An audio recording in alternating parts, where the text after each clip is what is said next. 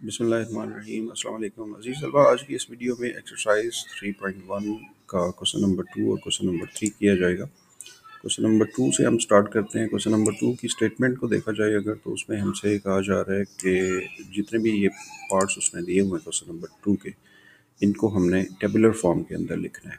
तो ये तमाम जो हमारे पास पार्ट्स हैं क्वेश्चन नंबर 2 के, ये सेट बिल्डर नोटेशन में लिखे हुए हैं और इनको हमने टेबुलर फॉर्म के अंदर लिखना है।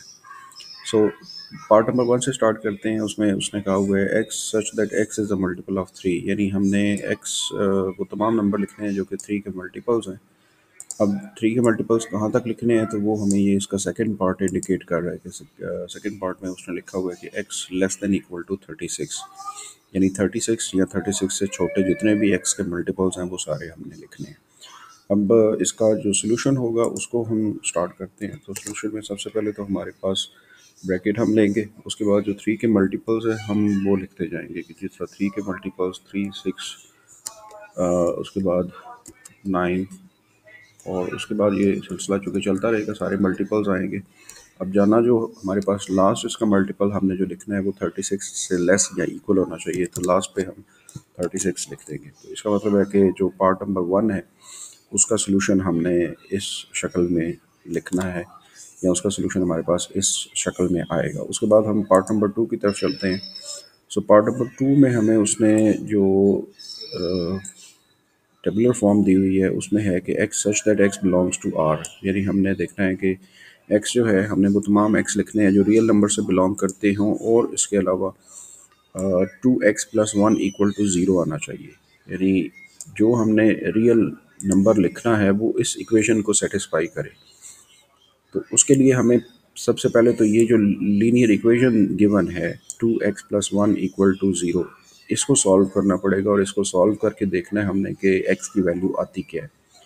तो इसको सॉल्व कैसे करना है, हम simply 2x+1 equal to zero अगर हम पुट करते हैं तो x की वैल्यू हमने निकालनी है जिस तरह लीनियर इक्वेशन को जो है वो सॉल्व किया जाता है। अब सबसे पहले तो 2x+1 जो है उसको हम राइट हैंड साइड पे लेके जाएंगे तो वो -1 हो जाएगा।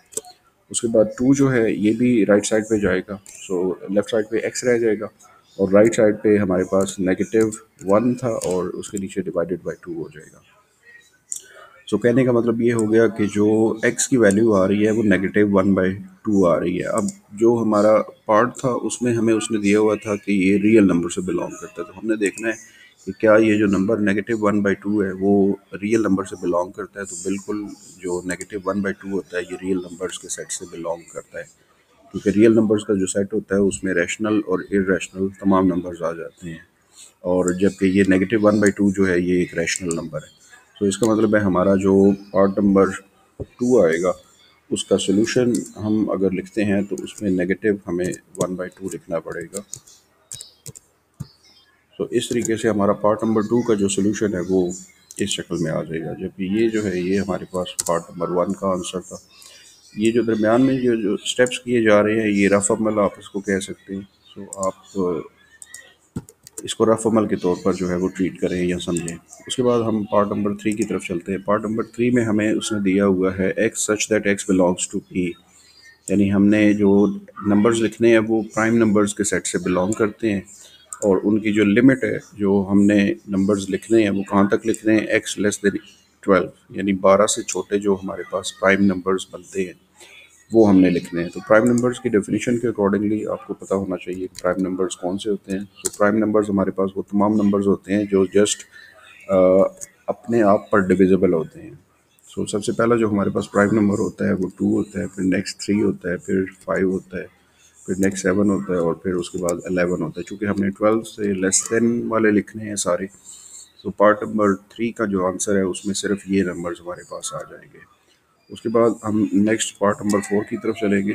पार्ट नंबर 4 जो है उसका स्टेटमेंट हम देख लेते हैं कि वो है क्या। तो पार्ट नंबर 4 में हमने देखना है x such that x is a divisor of 128, यानी हमने वो तमाम नंबर्स लिखने हैं जो कि 128 के डिवाइज़र्स हैं जिनके टेबल में 128 आता है। अब इसको करने का जो तरीका है वो ये है कि आप सबसे पहले तो इसको अगर चाहें तो रफ़ अमल इसका कर सकते हैं। रफ़ अमल कैसे करेंगे, आप पेयर बनाते जाएं, जोड़े बनाते जाएं 128 कौन कौन सी टेबल में आता है। जिस तरह 1 और 128, 1 जो होता है वो 128 टाइम्स 128 होता है। उसके बाद 2 के टेबल में 28 आता है, तो 2 जो है वो 264 टाइम्स 128 होता है। उसके बाद 3 के टेबल में तो 128 नहीं आएगा। 4 के टेबल में अगर हम देखें तो 32 टाइम्स 128 होता है। उसके बाद नेक्स्ट हम आगे अगर जाएं तो नेक्स्ट हमारे पास 8 का टेबल आ जाता है। 8 के टेबल पे 8 16 टाइम्स जो है वो 128 होता है। यानी ये जितने भी हमारे पास पेयर बनते हैं, जो नंबर जिससे मल्टीप्लाई होके बनेगा हमारे पास टू 128 बनाएगा। जिस तरह 1 और 128 मिल के मल्टीप्लाई करें इनको तो 128 आ जाता है। इसी तरह 2 और 64 को मल्टीप्लाई करें तो वो 128 आ जाता है। इसी तरह 4 और 32 को मल्टीप्लाई करें तो वो 128 आ जाता है। और इसी तरह 8 और 16 को अगर हम मल्टीप्लाई करें तो ये हमारे पास 128 बना देते हैं। अब इनको जो है वो हमने तरतीब से लिखना है। वैसे तो सेट्स के अंदर तरतीब ज़रूरी नहीं होती, सेट में आप इसको बगैर तरतीब के भी लिख सकते हैं, लेकिन हम इसको तरतीब में लिखेंगे। और तरतीब में लिखने का यही तरीका है कि स्मॉलर टू ग्रेटर, यानी छोटे नंबर को स्टार्ट करेंगे। जिस तरह फर्स्ट पे 1 आ जाएगा, फिर 2 आया, फिर 4 आया, फिर 8 आया, फिर 16 आया, फिर 32 आया, फिर 64 आया और फिर 128 आ गया। तो इस तरीके से हमारा जो पार्ट नंबर 4 है उसको हमने सॉल्व कर दिया। यानी 128 के जितने भी डिवाइजर्स थे वो हमने सारे लिख लिए। उसके बाद पार्ट नंबर 5 जो है उसको अगर हम देखें तो उसमें उसने लिखा हुआ है कि x such that x equals to 2 raise to the power n। यानी इसमें x की जगह पे हमने 2 raise to the power n लिखना है। और n हमें बता रहा है कि n जो है वो नेचुरल नंबर से बिलोंग कर रहा है। और नेचुरल नंबर्स कौन से हैं जो लेस देन 8 है। यानी हमने इस फार्मूला के अंदर 2 raise to the power n में n की जगह पे 8 से जो छोटे नंबर्स हैं हमारे वो पुट करने हैं और आंसर जो है वो निकालना है। तो अगर हम सबसे पहले इसको देखें, इसका सोल्यूशन जो है उसको देखें, तो पहले तो आ जाएगा 2 रेज टू द पावर 1। क्योंकि नेचुरल नंबर्स है तो वो 1 से स्टार्ट होंगे, तो 2 रेज टू द पावर 1 जो होगा जब हम n की जगह वैल्यू 1 पुट करेंगे तो वो आंसर आ जाएगा 2। फिर उसके बाद 2 की पावर जब 2 पुट किया जाएगा, n की जगह पे 2 पुट किया जाएगा तो उसका आंसर आ जाएगा 4।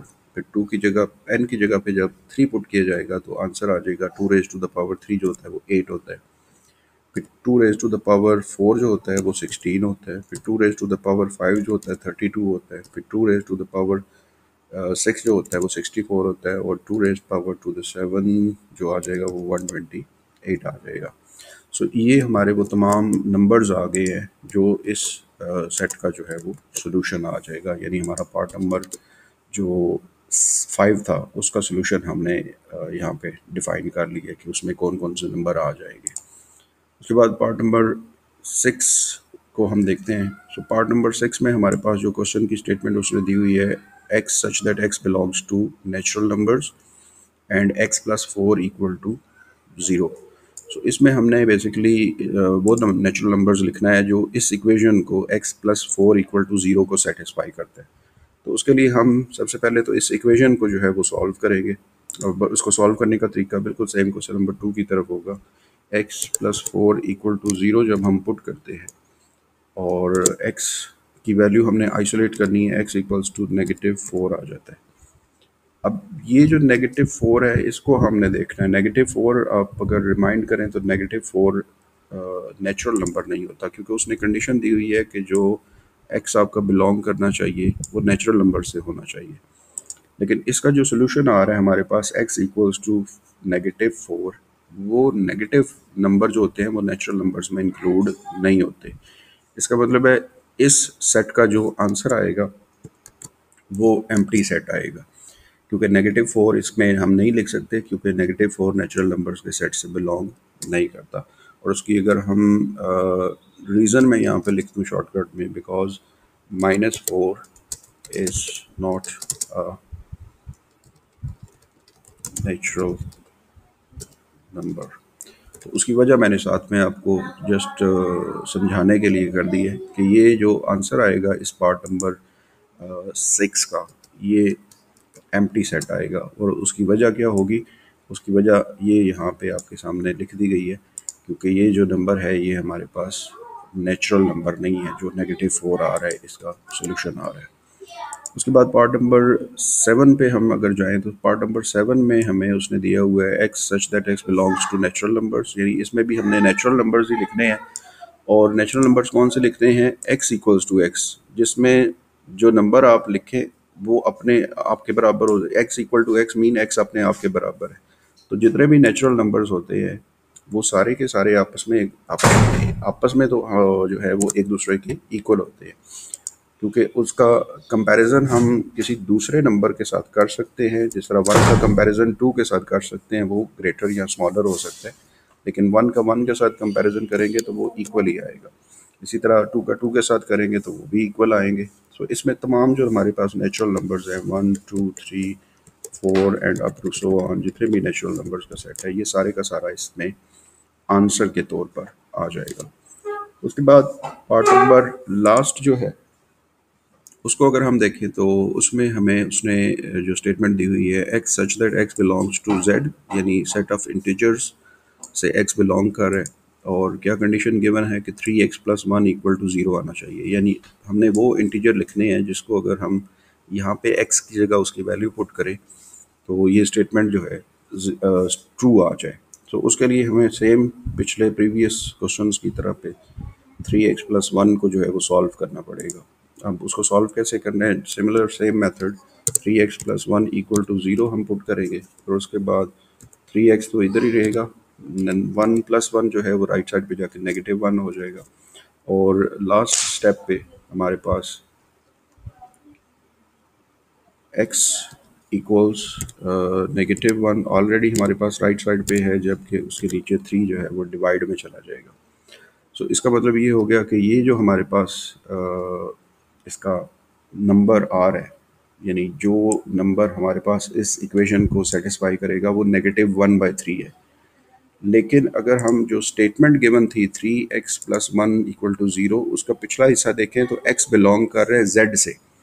अब हमने ये देखना है कि ये जो -1/3 हमने आंसर निकाला है, क्या ये -1/3 इंटीजर्स के सेट से बिलोंग करता है? तो इंटीजर्स का सेट अगर आप याद करें तो इंटीजर्स का सेट होता है 0 +-1 +-2 +-3 and up to so on. So mean कि -1/3 उसमें नहीं आ रहा। नेगेटिव नंबर ज़रूर होते हैं, लेकिन फ्रैक्शन वाले नंबर जो होते हैं वो उसमें शामिल नहीं होते। सो इसका मतलब ये हो गया कि इस सेट का भी जो हमारे पास आंसर आएगा वो एम्प्टी सेट की शक्ल में ही आएगा। ठीक है, और उसकी हम आगे सेम रीज़न जस्ट आपकी अंडरस्टैंडिंग के लिए, because -1/3 is not an integer. अच्छा, अब हम एक्सरसाइज 3.1 के क्वेश्चन नंबर 3 की तरफ चलते हैं। क्वेश्चन नंबर 3 की स्टेटमेंट को अगर आप गौर से देखें तो उसमें उसने लिखा हुआ है कि write two proper subsets of each of the following sets, यानी ये कुछ उसने हमें सेट्स दिए हुए हैं और इन सेट्स के दो दो प्रॉपर सबसेट्स की जो है वो डिमांड हमसे कर रहा है कि हमने लिखने हैं। तो कोई से दो प्रॉपर सबसेट जो है वो कोई से भी हो सकते हैं। अब सबसे पहले तो डेफिनेशन अगर हम देख लें प्रॉपर सबसेट की, कि प्रॉपर सबसेट होता क्या है।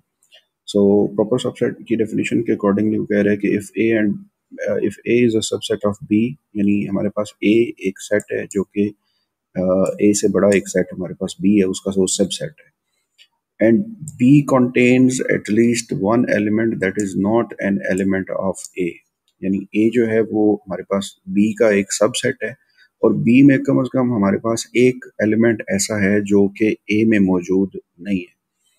तो फिर क्या कहा जाएगा कि A is said to be a proper subset of B। तो फिर हम कहते हैं कि A जो है वो B का एक प्रॉपर सबसेट है।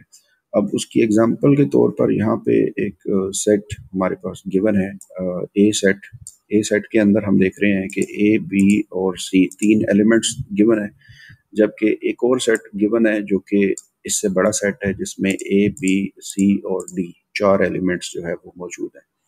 अब ऐसी सूरत में ए छोटा सेट है और सी जो है वो बड़ा सेट है, और सी में हम देख रहे हैं कि सी में जो मौजूद चौथे नंबर पर एलिमेंट डी है वो ए के अंदर मौजूद नहीं है। तो कम से कम एक एलिमेंट ऐसा होना चाहिए जो कि जो छोटा सेट है उसके अंदर ना हो। सो जिस तरह इस मिसाल में ए जो है वो छोटा सेट है, बी सी जो है वो बड़ा सेट है, तो सी का चौथा एलिमेंट डी जो है वो ए के अंदर मौजूद नहीं है। तो हम कह सकते हैं कि ए जो है ये सी का प्रॉपर सबसेट है। तो ये प्रॉपर सेट की डेफिनेशन आ जाती है। अब हम क्वेश्चन की तरफ चलते हैं। क्वेश्चन में हमें जो सबसे पहले पार्ट गिवन है वो है, उसमें हमें 3 एलिमेंट्स गिवन है, ए बी और सी। अब इसको कैसे करना है, इसके कोई से 2 प्रॉपर सबसेट हम कैसे लिखेंगे, तो उसके लिए मैंने क्वेश्चन लिखा हुआ है।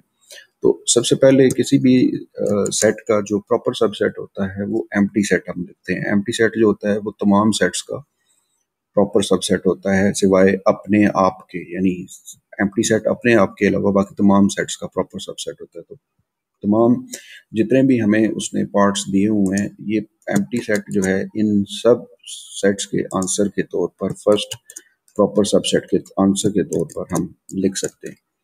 तो मैं उसको लिख रहा हूँ।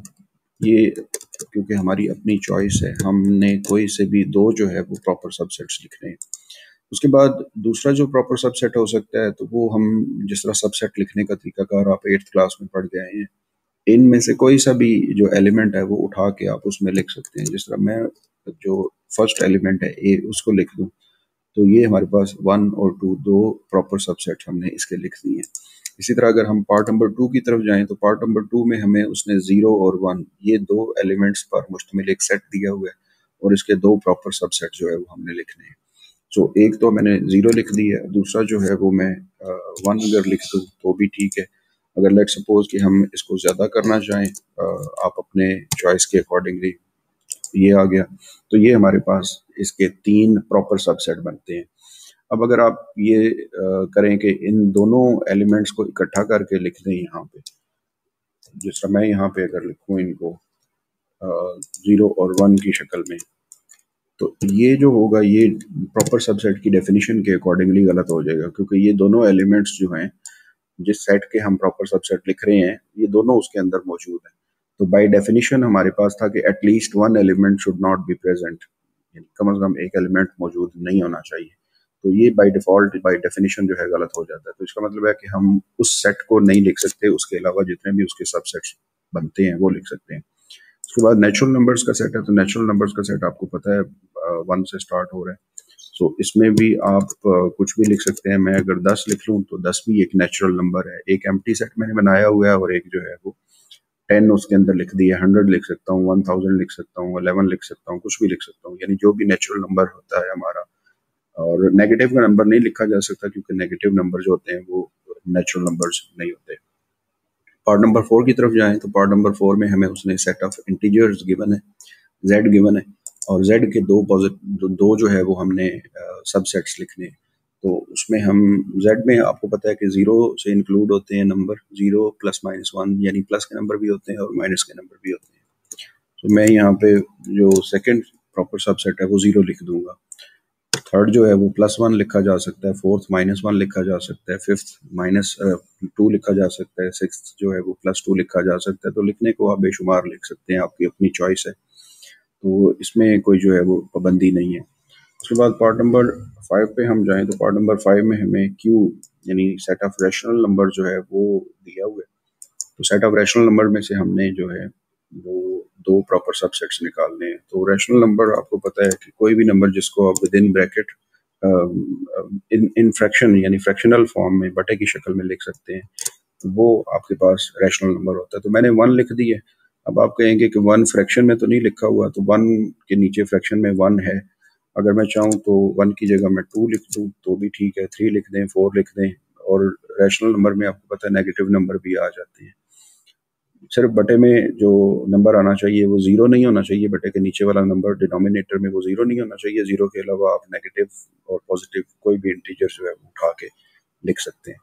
इसी तरह नेक्स्ट पार्ट नंबर 6 में हमें रियल नंबर्स का सेट उसने दिया हुआ है। तो रियल नंबर का सेट जो होता है ये बहुत बड़ा होता है। इसमें अशारिया वाले नंबर भी आ जाते हैं, यानी रैशनल नंबर भी आ जाते हैं, और इरेशनल नंबर दोनों आ जाते हैं। ये दोनों नंबर्स के यूनियन का जो होता है आंसर, वो रियल नंबर का सेट कहलाता है। तो यहाँ पे मैं 4 अगर लिख दूँ, +4 लिख दूँ या -4 लिख दूँ, कुछ भी लिख सकते हैं आप। कोई भी नंबर जो है, चाहे वो अशारिया वाला नंबर ही क्यों ना हो, या 22/7 जो है वो ही क्यों ना आप इसके अंदर लिख दें, क्योंकि 22/7 जो है ये हमारे पास एक इरेशनल नंबर होता है। तो हम इसको भी रियल नंबर में इंक्लूड करते हैं। रियल नंबर का जो सेट होता है उसमें रैशनल और इरेशनल दोनों नंबर शामिल होते हैं।